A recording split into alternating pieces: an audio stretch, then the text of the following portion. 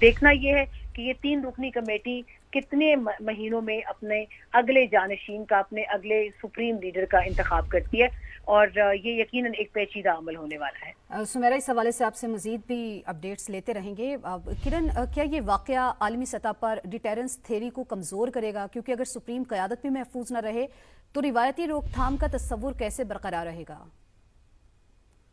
दुरुस्त है। रिसेंटली जब हमने वेनेजुएला की सिचुएशन देखी थी तो उस वक्त भी हम माजी में यही जानने की कोशिश कर रहे थे कि कब कब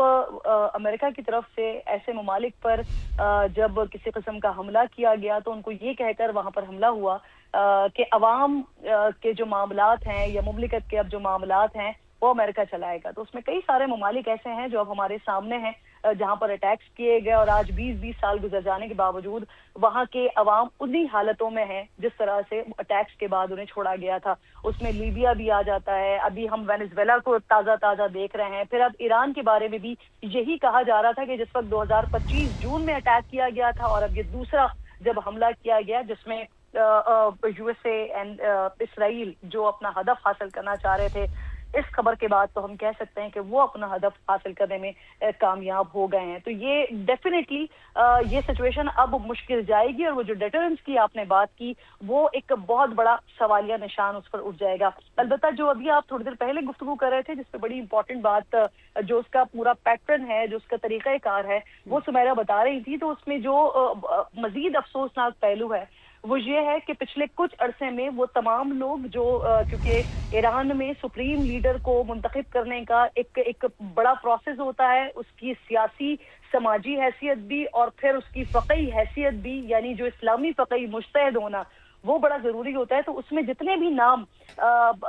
जो सूट करते थे कि आयतुल्लाह ख़ामनेई के बाद कौन लोग वो नाम हो सकते थे, तो उसमें जो अफसोसनाक पहलू है वो उसमें से कई ऐसे नाम हैं जो अब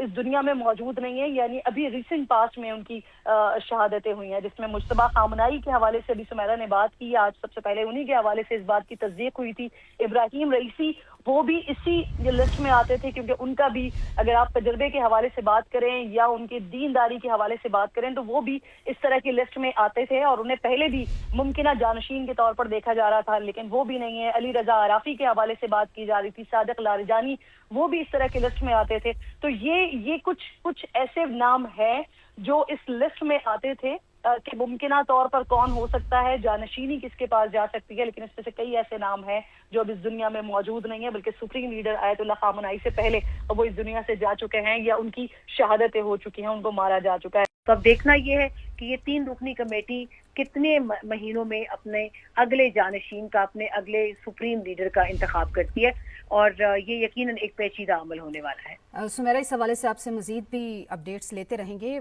किरण, क्या ये वाकया आलमी सतह पर डिटेरेंस थेरी को कमज़ोर करेगा? क्योंकि अगर सुप्रीम क़यादत भी महफूज न रहे तो रिवायती रोकथाम का तस्वुर कैसे बरकरार रहेगा?